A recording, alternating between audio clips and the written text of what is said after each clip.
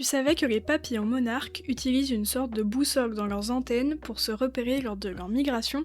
Salut, moi c'est Sarah Damas, étudiante en première année de biologie-géologie à l'UBO. Bienvenue dans mon podcast La science en anecdote, et aujourd'hui on va parler de comment les papillons monarques font pour se repérer dans leur migration qui parcourt toute l'Amérique du Nord. Comme à chaque fois, toutes les sources utilisées ainsi que le script sont disponibles dans la description. Tu savais que l'arbre à thé est un camélia? Tu savais que la mine de ton crayon a la même composition qu'un diamant? Tu savais que l'être humain ne peut pas sentir le mouillé? Tu savais que le rose n'existe pas dans le spectre lumineux des couleurs? Tu savais que le cacao est hydrophobe? Tu savais? Tu savais? Tu savais? Tu savais? Tu savais? Tu savais? Tu savais? La science en anecdote, le podcast qui décortique les anecdotes scientifiques les plus insolites. Pour commencer, je vais faire une présentation du papillon monarque pour que tout le monde ait la même base. Son nom scientifique, c'est Danaus plexippus.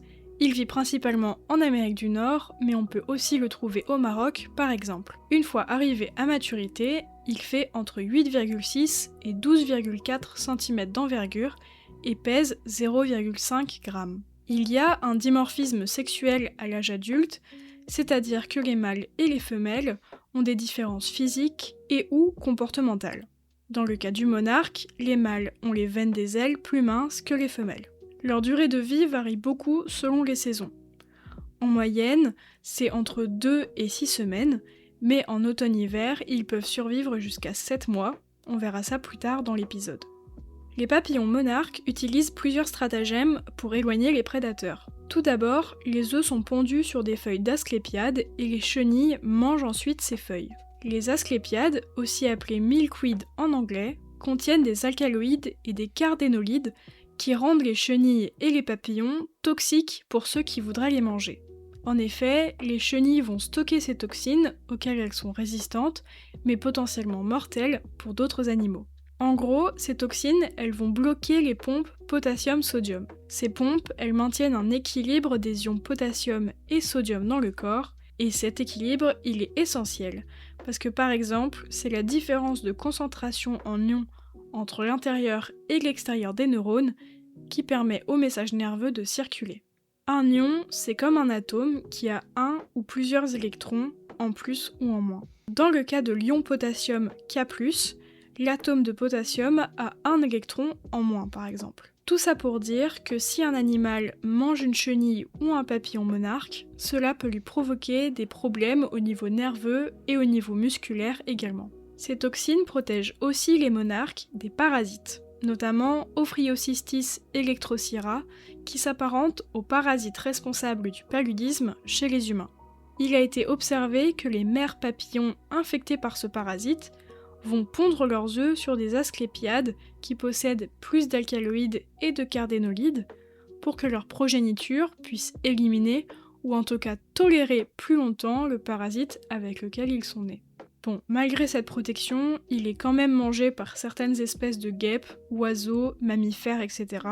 qui sont devenus résistants aux toxines des asclépiades. Sa deuxième protection est sa couleur vive, un signe classique chez de nombreux êtres vivants qui veut clairement dire « ne me mange pas, je suis toxique ». Ça, c'était la partie protection contre les prédateurs. Maintenant, on va passer à la partie qui m'a poussée à faire cet épisode, leur migration.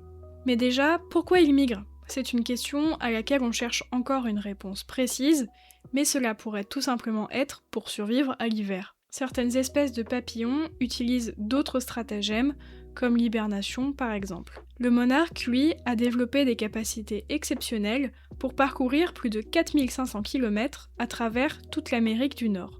À la fin de l'été, vers août-septembre, la génération de papillons qui naît est en diapause reproductive.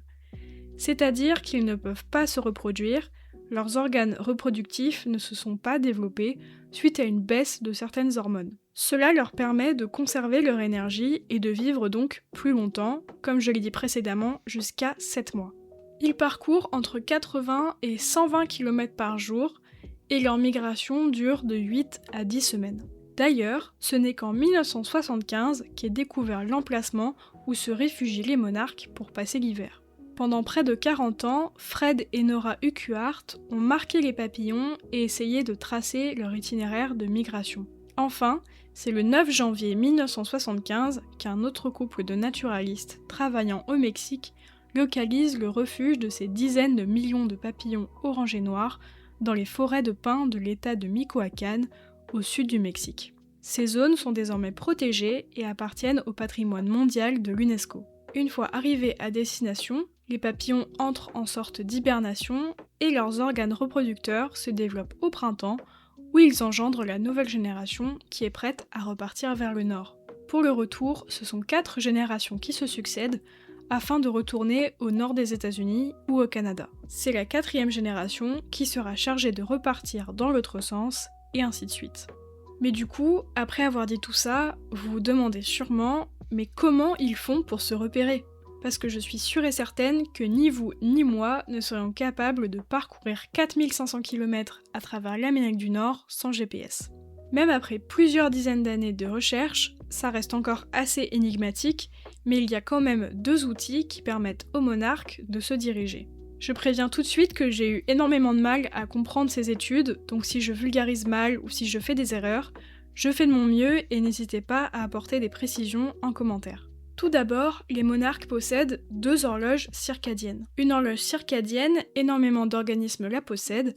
Elle permet de réguler différents processus dans le corps, comme par exemple le rythme du sommeil. La première horloge des monarques, c'est l'horloge circannuelle. C'est celle qui indique au papillon quand est-ce qu'il est temps de partir, soit pour le nord, soit pour le sud, en fonction de la période de l'année. Il a été prouvé en 2009 par l'équipe de Steven Reppert, qui a mené tous les travaux de recherche que je vais citer, que cette première horloge fonctionne grâce aux variations de température. À l'automne, quand les températures commencent à baisser significativement, les papillons partent pour le sud, et inversement au printemps. La seconde horloge, c'est comme un compas qui fonctionne grâce au temps situé dans leurs antennes. Chez la majorité des insectes, les antennes, elles servent pour l'odorat, le goût, percevoir les phéromones, la température ou leur position dans l'espace. Chez le monarque, ces antennes, elles ont une autre fonction en plus. En gros, elles possèdent des protéines réceptrices de la lumière, appelées cryptochromes, qui vont indiquer au cerveau quelle heure il est grâce à l'intensité de la luminosité. Et ça va leur permettre de connaître la position du soleil.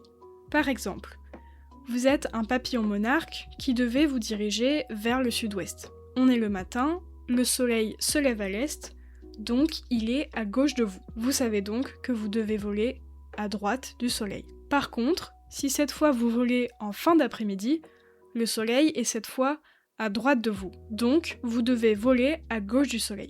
J'espère que c'est assez clair. Mais comment ils font quand le soleil il est complètement couvert par les nuages ? C'est là qu'on arrive au deuxième outil qui leur permet de se repérer, j'ai nommé le magnétisme. Il a été démontré en 2014 par Steven Reppert et son équipe que les monarques peuvent se repérer grâce au magnétisme de la Terre. En effet, la Terre possède un champ magnétique créé par les mouvements du noyau et il nous protège de beaucoup de choses, notamment les particules émises par le Soleil. En description, vous trouverez une vidéo qui explique ça très bien. C'est connu depuis longtemps que beaucoup d'animaux se servent du magnétisme pour se repérer dans l'espace, comme par exemple les abeilles ou les tortues marines. Ils le font grâce à un groupe de protéines appelées les cryptochromes, dont j'ai parlé précédemment, qui vont cette fois absorber les rayons UV et la lumière bleue, ce qui va leur permettre de mieux percevoir le champ magnétique et ainsi mieux se repérer. En gros, quand la lumière est absorbée par ces protéines, ça va les exciter et rendre les yeux plus sensibles au champ magnétique. L'expérience de 2014 montre que les papillons privés de lumière UV volaient en rond et n'arrivaient donc pas à s'orienter. Par contre, lorsqu'ils sont exposés à des longueurs d'onde, incluant les rayons UV et la lumière bleue, ils pouvaient facilement se repérer. Ces résultats montrent que les papillons monarques se servent du champ magnétique terrestre pour se guider lorsque le soleil n'est pas visible. Je n'ai pas trouvé d'article de recherche publié après 2014, donc j'espère que les recherches reprendront un jour, parce que c'est vraiment un sujet fascinant et il y a encore énormément de choses que l'on ne comprend pas. Il y a aussi le côté génétique que j'aurais voulu aborder, mais les seuls articles que j'ai trouvés étaient payants. En tout cas, c'est tout pour aujourd'hui, j'espère que ça vous a plu et que je vous aurai appris des choses comme d'habitude. Si vous avez des questions ou des précisions à ajouter, les commentaires sont là pour ça, alors n'hésitez surtout pas. Moi, je vous retrouve début septembre pour le prochain épisode. Bisous! It's one small step for man, one giant leap for mankind. Many people feel small because they're small and the universe is big, but I feel big because my atoms came from those stars. Now, not everyone thinks physics is fun, but I do. Je crois que ce qui est unique pour le savant, c'est qu'il lui faut non seulement chercher la vérité, mais la proclamer. I propose a toast to evolution. May we use it well.